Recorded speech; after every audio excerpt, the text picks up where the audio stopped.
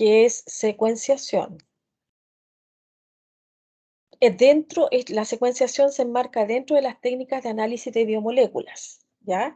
Que se utilizan hoy día en laboratorios de la región. Entonces, eso es lo interesante. Habíamos hablado ya de todo esto, habíamos visto el método de Sanger, disculpen que vaya tan rápido, que era el método del didesoxi. ¿Se acuerdan que en el carbono 3 tiene un grupo hidrógeno en vez de un OH y eso no le permite formar el enlace fosfodiéster?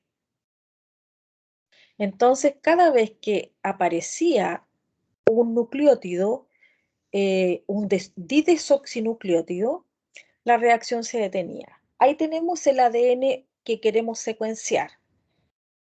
Y en el tubito vamos a poner DNTPs de todos los tipos. O sea, vamos a poner DNTP, desoxinucleótidos de adenina, de timina, etcétera, etcétera.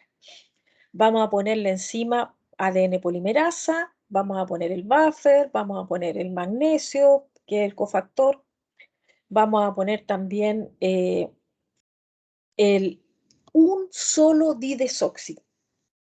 Un solo didesoxi. Por ejemplo, en el primer tubo vamos a poner el didesoxi de adenina, en el segundo tubo el didesoxi de timina, etcétera, etcétera, ¿ya? O sea, van a haber 4 tubitos, uno por cada base nitrogenada.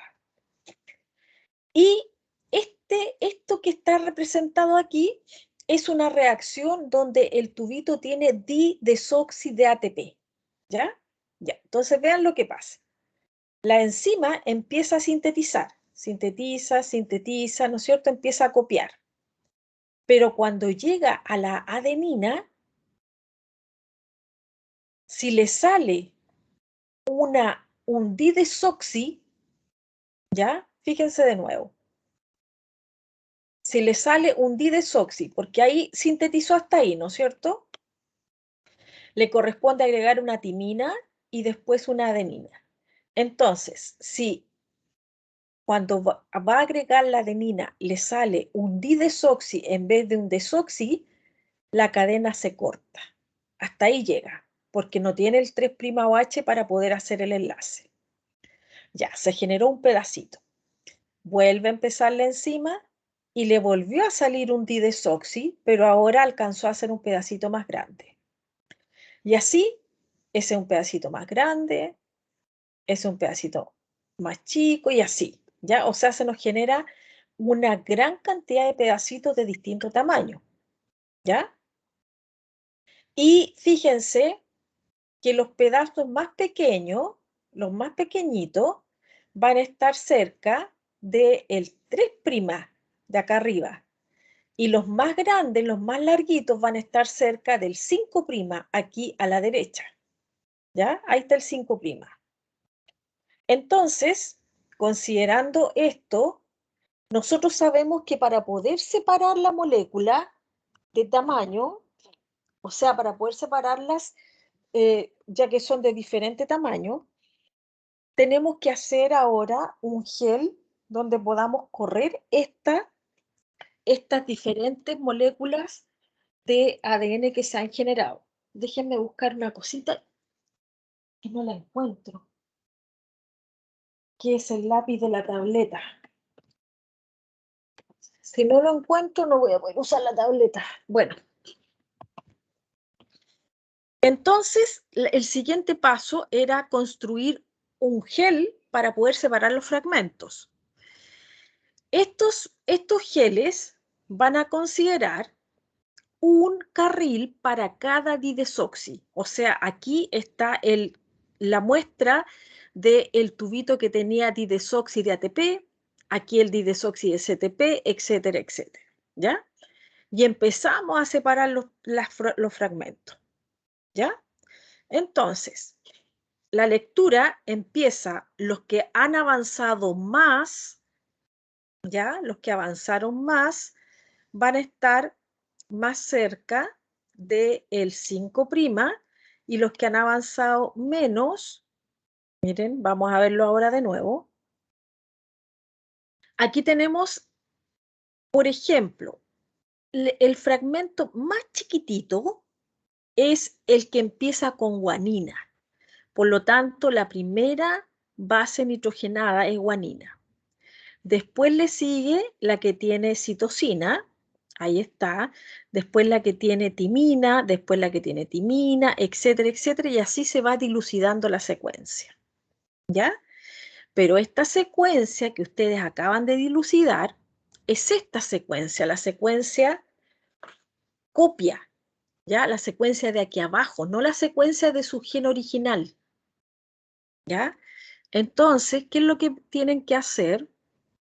Simplemente hacer la hebra complementaria, ¿ya? Hacer la hebra complementaria y esta hebra complementaria es la secuencia de ADN original que ustedes estaban buscando secuenciar, ¿ya?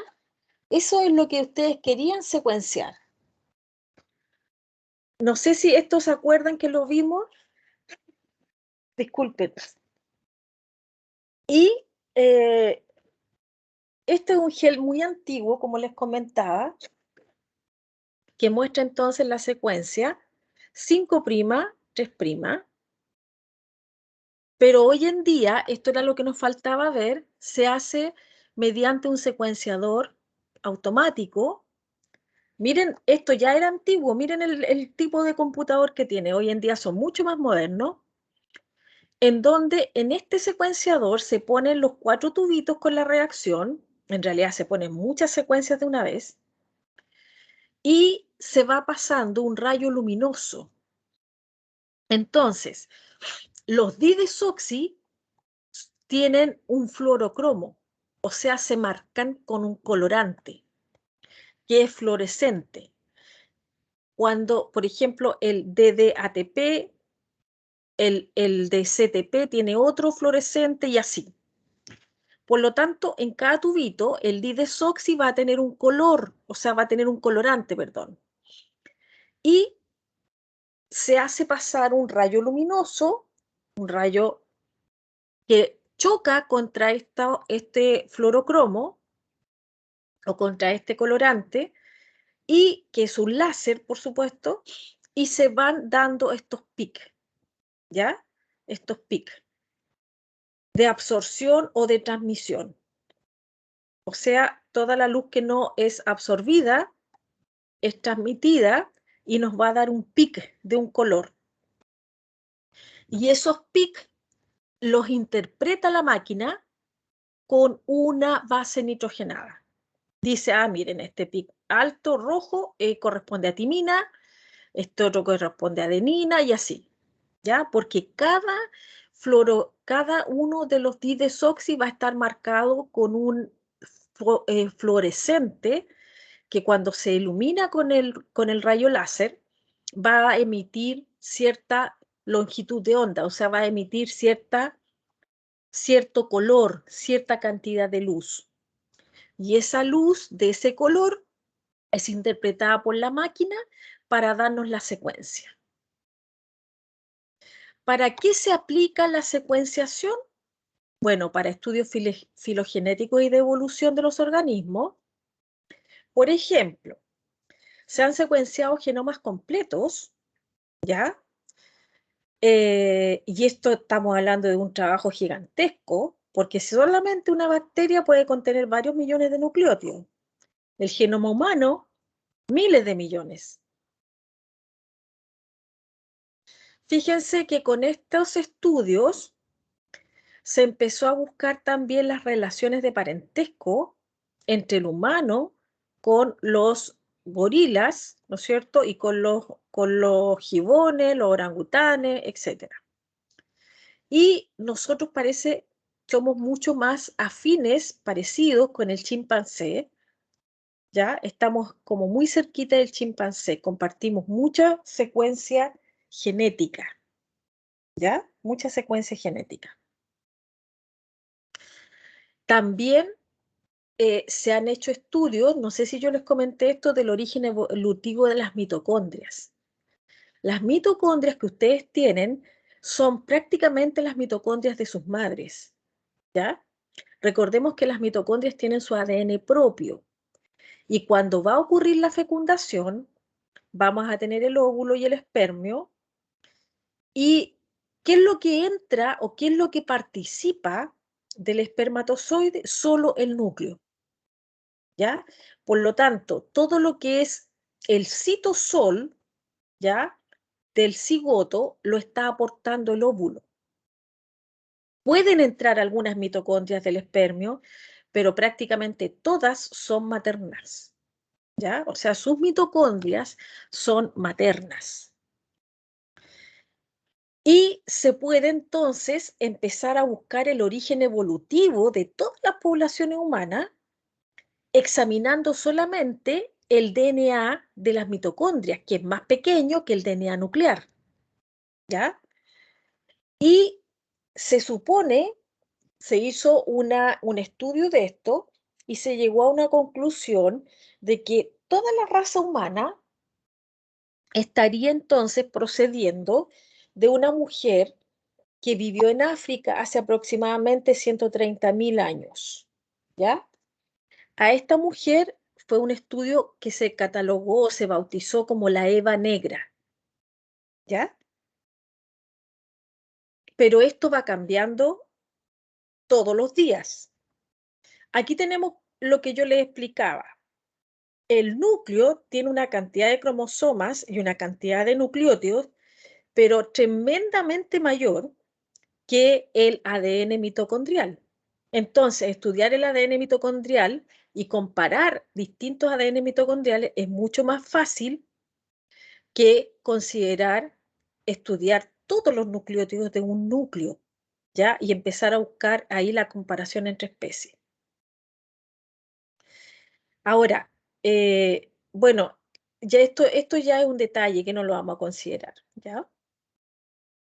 Pero espero que les haya quedado claro. Y los estudios filogenéticos y evolutivos se utilizan entonces para reconocer cómo se van relacionando los organismos, o sea, qué tan parecidos son, cuál está más cerca evolutivamente de otro, ¿ya? ¿Cuál está más cerca evolutivamente de otro? Y vemos aquí, bueno, lo que ya les había mostrado, parece que no debía haber seguido las flechitas. También podemos utilizarlo en medicina legal, por ejemplo, para identificación de pruebas de paternidad, ¿ya? En esencia, el ADN de cada persona obviamente es único y vamos a tener zonas del material genético que son muy identificadas y muy, a ver cómo decirlo, muy específicas y que se van a dar similitudes entre ellas solamente entre la gente que está emparentada, ¿ya? Entonces se puede hacer una prueba de paternidad también a través de, por ejemplo, saliva, pelo, sangre, etcétera, ¿ya? Aquí tenemos, por ejemplo, un kit de paternidad, de prueba de paternidad, donde se toma un poco de mucosa bucal, ¿ya? De la mejilla, de adentro de la mejilla, y no sé si ustedes vieron esto en biología, no sé cómo se llama el curso que tienen de biología, pero una de las actividades de laboratorio muy interesantes que uno hace es tomar mucosa bucal, o sea, hacer lo mismo que están haciendo ellos, pero en vez de extraerle el ADN, ver cómo son estas células y cada uno de ustedes en laboratorio puede ver cómo son sus células de la mucosa. Bueno, de estas celulitas se extrae el ADN y se compara entonces con el ADN de la persona que podría ser el padre. Ahora, ¿recuerdan ustedes que en 1917 estaba el Imperio Ruso y había una dinastía? O sea, había ahí un emperador, también estaba con su familia, tenía varias, puras hijas, creo que había un varón. La cosa es que los mataron a todos, ¿ya? Los mataron a todos. Y apareció, ahí está el varón, apareció una mujer que pensaron que era esta niña que está aquí, Anastasia, ¿ya? Esta mujer que está aquí a la derecha fue investigada porque tenía cicatrices de balas, ¿ya? No tenía memoria y se investigó genéticamente porque se sospechaba que podría ser Anastasia, la hija del emperador. Y se descubrió que no era, pero durante mucho tiempo sí se creyó que podía ser. También se pueden tomar muestras del DNA del faraón, de una momia, ¿ya? Increíble esto, de una momia tomar muestras y extraer ADN, ¿ya? Y compararlo, y se ha sabido así, por ejemplo, que el faraón tenía ciertos problemas en las piernas, que usaba muletas y otras cosas más que son increíbles de saber solamente por el material genético. Ahora, ¿por qué se hacen estas secuenciaciones? ¿O qué se hace una vez que yo secuencio? Se toman estas secuencias de ADN y también secuencias de proteínas y se empiezan a guardar en bases de datos que se llaman bancos, bancos de secuencias de DNA y de proteínas. Hay bancos de secuencia que son gratuitos, ¿ya? Y hay otros que son pagados. Por ejemplo, la vid, como es un cultivo de mucho interés comercial, la vid tiene algunas bases de datos específicas, o sea, bancos de secuencias de DNA y de proteínas, que para obtener tú la información tienes que pagar, ¿ya? Son como más privadas. Bueno, el banco de secuencias, que es bien interesante, más que el ECPASY, es el NCBI, ¿ya? National Center for Biotechnology Information. Rar, rar, rar, así como en inglés, ¿no es cierto?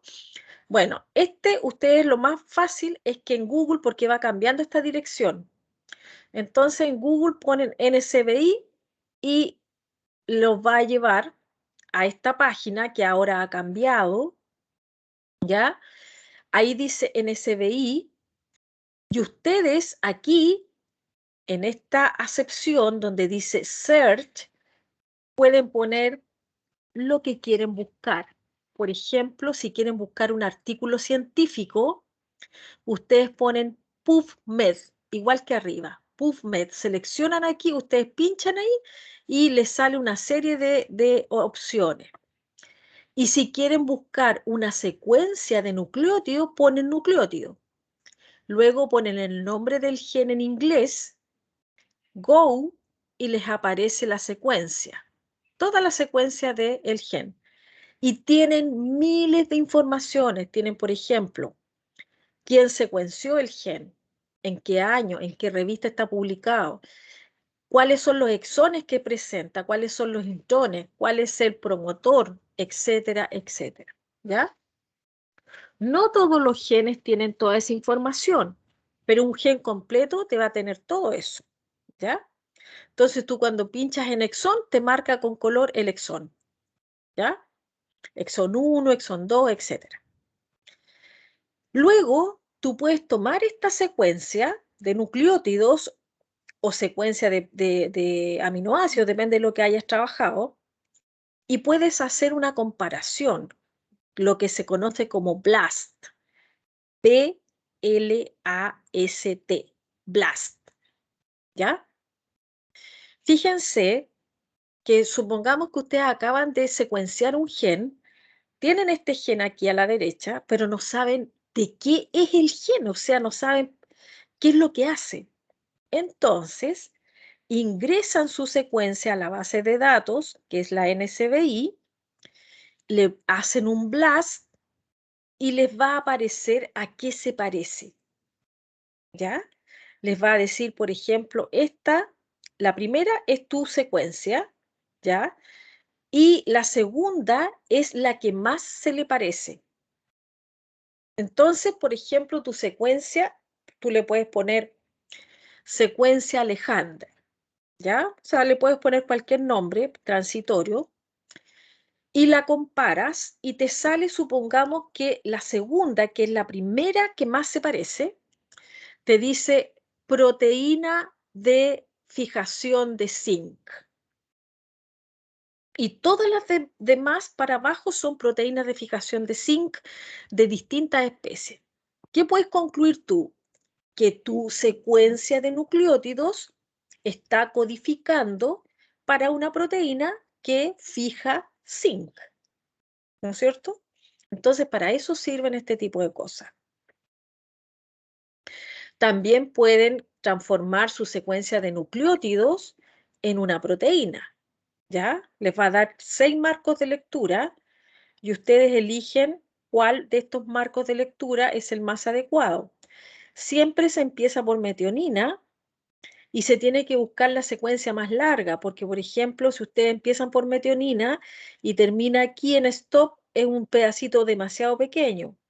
Entonces se busca una secuencia larga. Por ejemplo, volvemos a tomar esta metionina y vemos hasta dónde aparece el primer stop, y así, ¿ya? Eso es más o menos lo que les puedo comentar de la secuenciación.